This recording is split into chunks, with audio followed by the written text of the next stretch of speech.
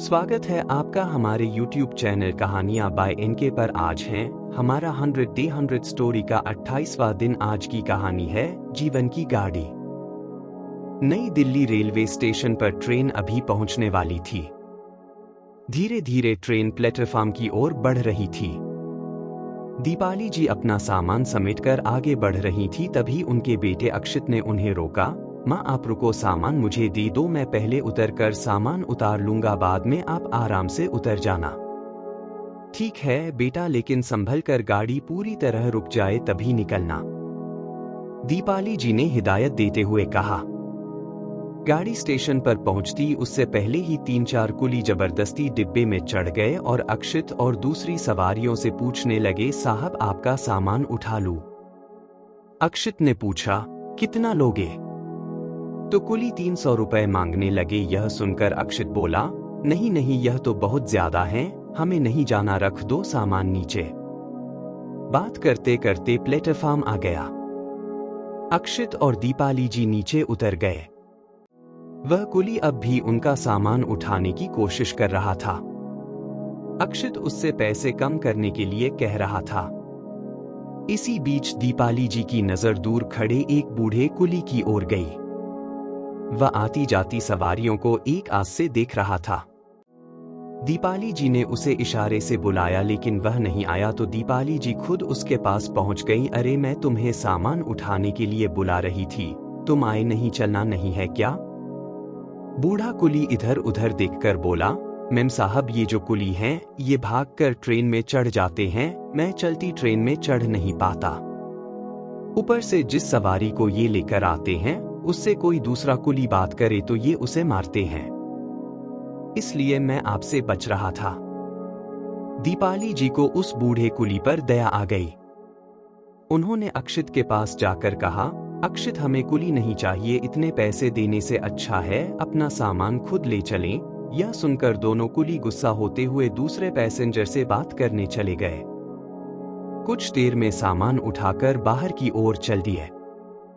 तभी दीपाली जी उस बूढ़े कुली के पास गईं और बोली, वो दोनों चले गए हैं, आप बताइए इतने सामान का कितना पैसा लेंगे? बूढ़े कुली की आंखों में आंसू छलक आए। वह बोला, मेम साहब जो चाहें दे दीजिएगा, मुझे बूढ़ा समझकर कोई सामान नहीं उठाने देता। तभी अक्षित आ गया, माँ ये सामान उठा भी पाएगा? आप भी बेकार में चक्कर में पड़ गईं। अच्छा भला 200 में तय हो रहा था। दीपाली जी ने कहा, कुछ सामान ये उठा लेंगे, कुछ हम उठा लेंगे। अक्षित ने सामान उठाने में मदद की। बूढ़ा कुली 2 सूटकेस लेकर धीरे धीरे आगे बढ़ने लगा। अक्षित पीछे माँ से बोला, माँ ये तो बहुत देर में पहुंचेगा। वो दोनों अच्छे से सामान पहुंचा देते। यह सुनकर दीपाली जी बोली, बेटा कभी कभी किसी की मदद के लिए कुछ कष्ट उठाना पड़े तो उठा लेना चाहिए। ये बता रहे थे। इन्हें यही सोचकर कोई काम नहीं देता। पता नहीं क्या मजबूरी होगी तो इस उम्र में इतना भारी काम कर रहे हैं। धीरे धीरे वे बाहर टैक्सी स्टैंड तक पहुंच गए।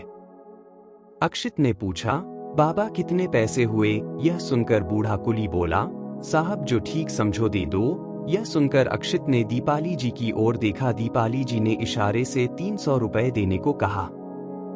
अक्षित ने बेमन से 300 रुपए दे दिए। रुपए देखकर बूढ़ा कुली बोला, साहब ये तो बहुत ज्यादा हैं, आपने भी तो सामान उठाया है, कम दे दीजिए। दीपाली जी ने बूढ़े कुली से पूछा, बाबा आज कितने पैसे कमाए आपने? तब बूढ़ा कुली बोला, मेम साहब बस एक ही सवारी मिली थी, 100 रुपए कमाए हैं।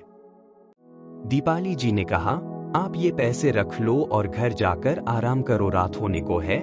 यह सुनकर बूढ़े आदमी ने चुपचाप पैसे जेब में रख लिए।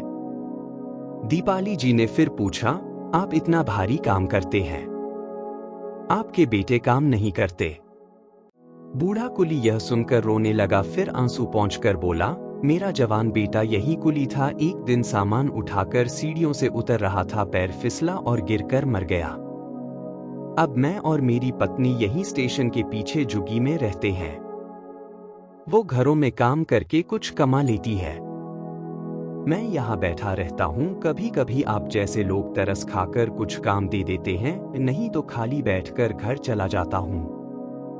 बूढ़े कुली की बात सुनकर अक्षित और दीपाली जी दोनों आश्चर्यचकित रह गए। वह बूढ़ा कुली अपने आंसू पोंछते हुए हाथ जोड़कर धन्यवाद कर धीरे धीरे स्टेशन के पीछे बनी झुग्गियों की ओर चलने लगा। कैब में बैठे बैठे अक्षित और दीपाली जी दोनों अपने अपने विचारों में खोए थे। घर पहुंचकर अक्षित ने बोला, माँ आप सही कह रही थी, हमें ऐसे लोगों की मदद करनी चाहिए। दीपाली जी बोली, वो चाहते तो स्टेशन के बाहर बैठकर भीख भी मांग सकते थे, लेकिन उन्होंने मेहनत का रास्ता चुना। मैंने उनकी हालत देखकर ही तुम्हें 300 रुपए देने के लिए कहा था। तुम्हारे और हमारे लिए 500 रुपए का मतलब एक पिज्जा हो सकता है, लेकिन एक बेसहारा बूढ़े माता पिता के लिए वो 500 रुपए 3 दिन का भोजन हो सकते हैं।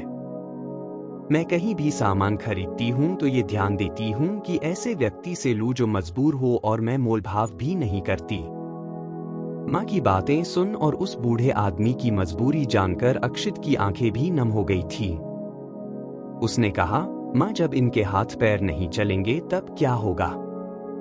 दीपाली जी ने समझाते हुए कहा, बेटा वो तो पता नहीं, लेकिन ईश्वर सबका ध्यान रखता है। हम जरा से दुख में दुखी हो जाते हैं। इनके तो पूरे जीवन से सुख ही चला गया। जवान बेटे को कंधा देना और फिर जीवन की गाड़ी को ढोना कितना मुश्किल है। अक्षित का जीवन को देखने का नजरिया ही बदल गया। अब उसे पैसे उड़ाना फिजूल लगने लगा। वह दूसरों की मदद करता, सबसे प्यार से बात करता था। इस तरह की रोमांचक कहानियां सुनने के लिए हमारे चैनल को सब्सक्राइब करें।